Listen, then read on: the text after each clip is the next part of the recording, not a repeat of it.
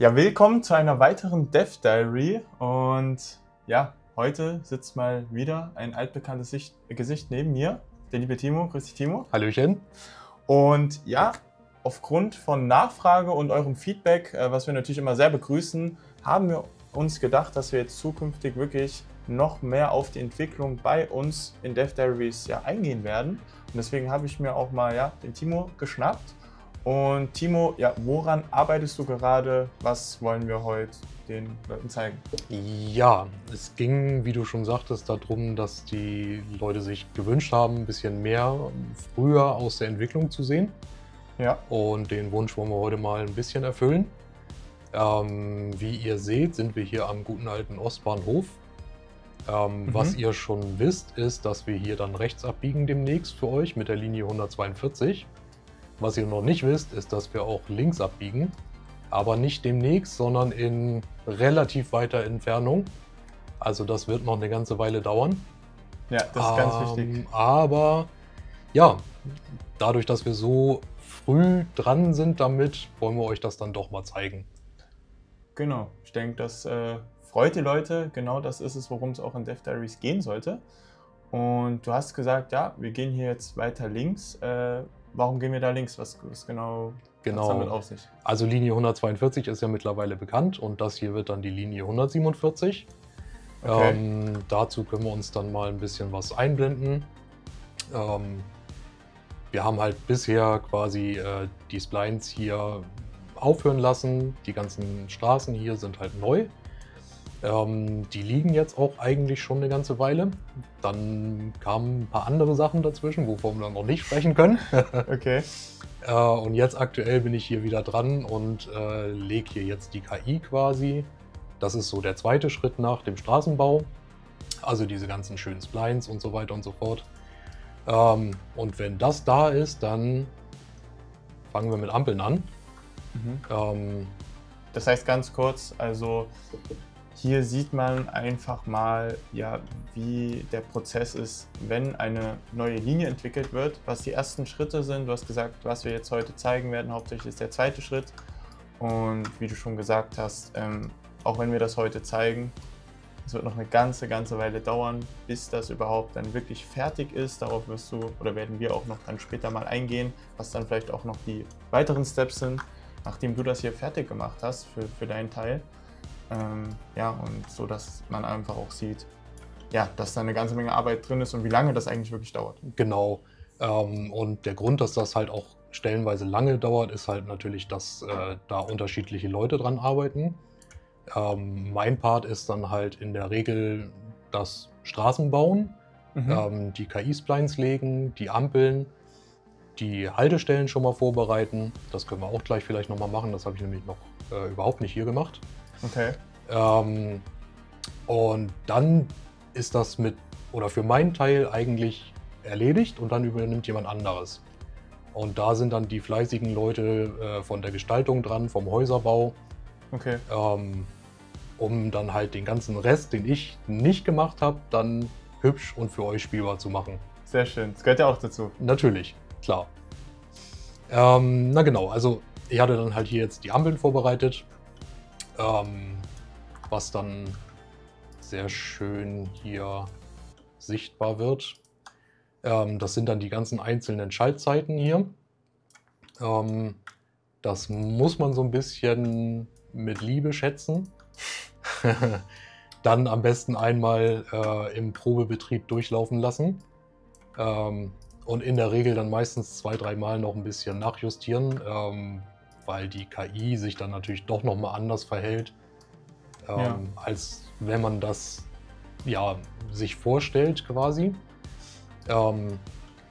Und ihr seht halt hier die ganzen Schaltzeiten und dann kann man einmal auf Play drücken.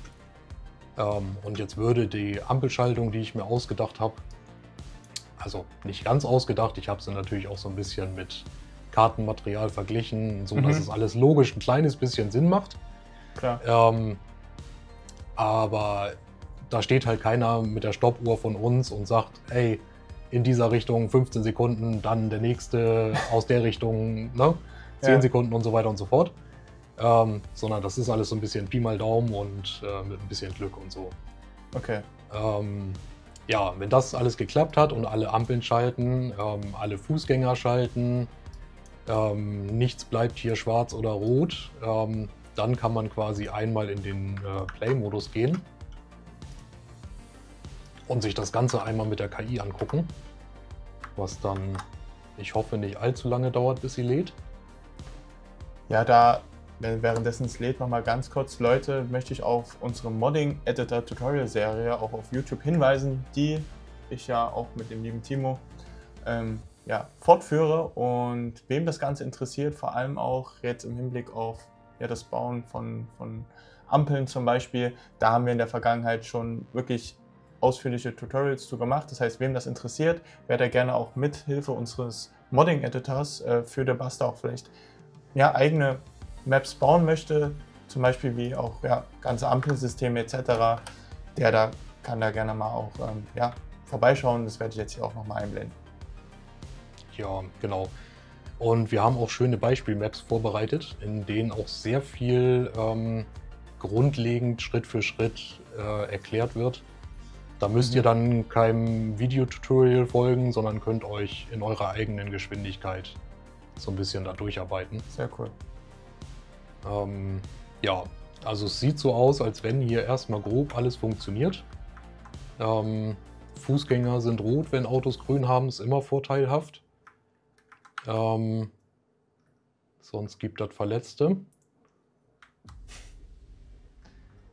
Das heißt, so kannst du einfach hinterher schauen, okay, funktioniert das alles, so wie ich es mir vorgestellt habe. Genau. Und ich habe ja eine feste Zeit, wo ich eine Kreuzung einmal komplett durchschalten muss. Okay. Und ich muss dann halt auch quasi dafür sorgen, wenn die Linksabbieger hier jetzt gerade auf den Querverkehr warten, dass die genug Zeit haben, Entschuldigung, die Kreuzung zu räumen, bis die nächsten dann wieder losfahren können. Alles klar. Genau. Sonst hast du hier Chaos bis zum Ostbahnhof. Ja. Und hier habe ich mal die Schaltzeiten relativ kurz gehalten. Ich glaube, es waren so 20 Sekunden pro Richtung ungefähr. Ja. Damit hier quasi öfter durchgeschaltet wird. Okay. Dann kommen natürlich weniger pro Schaltung durch. Ja. Aber dafür dann halt öfter pro Minute. Verstehe. Ja. Das muss man dann mal ein bisschen im Langzeittest und auch mal gucken, ob dann da hinten mit der Ampel alles synchron ist. Dass du halt nicht zu viel auf rote Ampeln fährst. Ja. Okay. Mal hier und da eine rote Ampel ist auch ganz gut, damit das Spiel sich ein bisschen erholen kann und nachladen kann. Ja. No? Aber ja, Dauerrot ist natürlich auch immer ein bisschen problematisch. Ja, no? Ja, das scheint soweit alles zu funktionieren. Und dann können wir eigentlich mal zum nächsten Schritt gehen. Das wäre dann mal eine Bushaltestelle platzieren. Und dazu können wir uns hier einfach mal einen Busstop reinziehen. Ihr kennt das wahrscheinlich schon, wenn ihr mal rumprobiert habt mit dem Modding-Editor. Aller Anfang ist halt einfach erstmal platzieren. Ein bisschen hübsch ausrichten, dass das alles nicht ganz so sehr in den Kannstein reingeht hier. Ja, da hinten sieht halbwegs brauchbar aus.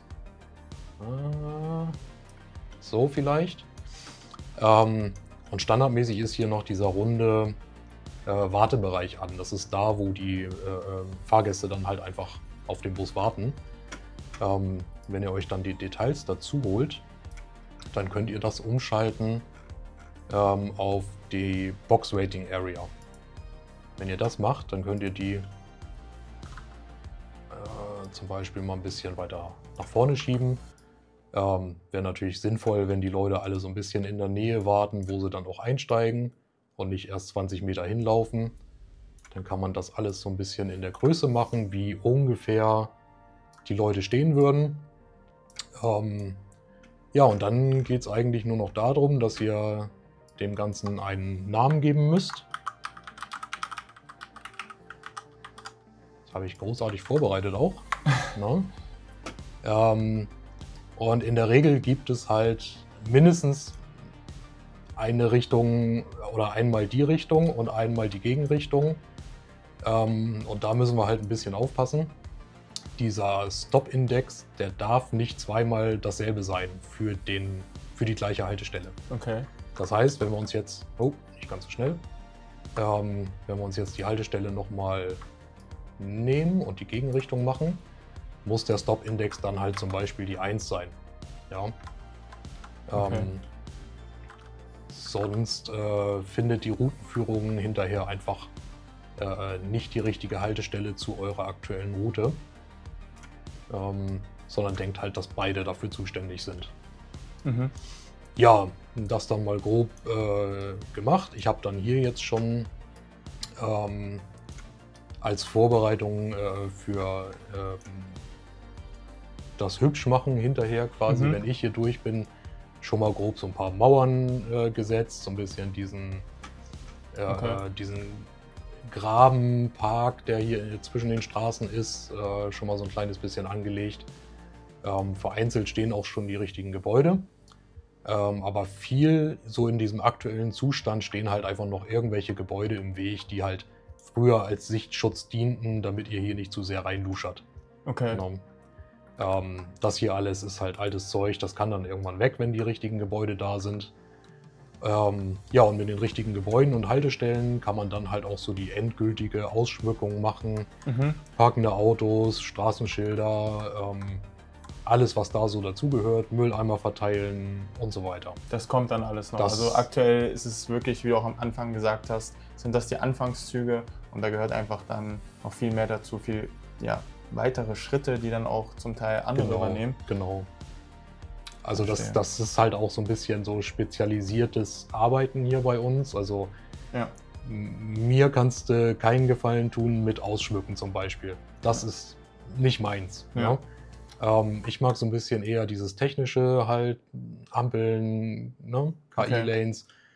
Manchmal funktioniert es dann auch, dass die aufeinander warten, wenn sie Vorfahrt beachten müssen. Manchmal funktioniert es nicht so gut. Ja, aber das ist dann in der Regel meine Baustelle und dann kriege ich, wenn wir eine Linie released haben, nochmal 100 Tickets, wo ich mich dann drum kümmern muss, was bei mir in meinen Tests immer alles richtig großartig funktioniert hat und bei euch dann irgendwie nicht mehr. Okay, das ist schon teilweise auch kompliziert. Ja.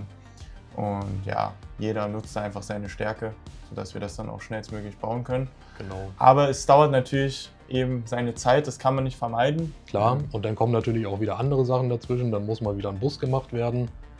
Dann bin ich hier aus der Nummer wieder komplett raus. Ja. Ja, Leute, das heißt, ihr seht da jetzt vielleicht auch einfach mal und habt da auch einen tieferen Einblick, warum vielleicht gewisse Dinge, wie zum Beispiel eine neue Linie, einfach teilweise so lange dauern und nicht mal eben in einer Woche gemacht sind. Und genau deswegen ist es auch ein Grund, warum wir euch das jetzt auch einfach mal so zeigen wollten.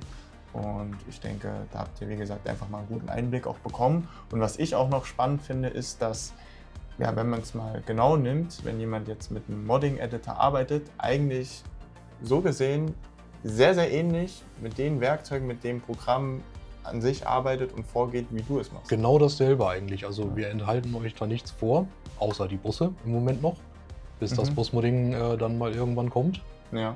Aber ansonsten nutzt ihr genau dasselbe, was wir auch haben. Ja, mega. Also Leute, ihr habt es gehört, ihr habt da auch demzufolge eine riesen Möglichkeit, wenn euch das Ganze auch wirklich tiefer interessiert, da in den Modding-Editor einzutauchen und habt da eigentlich unendlich viele Möglichkeiten, euch da auch eigene Maps zu kriegen, was natürlich super ist. Nicht vergessen sollte man natürlich auch mal die Maps, die schon existieren. Auf jeden Fall. Da sind schon wirklich sehr schöne bei rausgekommen und auch wirklich große Maps teilweise. Ja. Also alle Achtung. Alle Achtung, tatsächlich. Wenn man jetzt hier sieht, was es für eine Arbeit ist es wirklich auch beeindruckend. Richtig. Ja, ich denke mal, das war so unser allererster Einblick in die Linie 147 und die nächsten Wochen, Monate wird da sicherlich mehr kommen. Ich denke auch und vielen Dank wieder, Timo, für deine Zeit. Es freut mich jedes Mal wieder aufs Neue und heute haben wir euch einfach mal in diesem Dev Diary wirklich einen tieferen Einblick gegeben, wie es bei uns abläuft, wenn eine neue Linie entwickelt wird. Ja. Vielen Dank, Timo. Gerne. Bis dann. Bis dahin. Ciao. Tschö.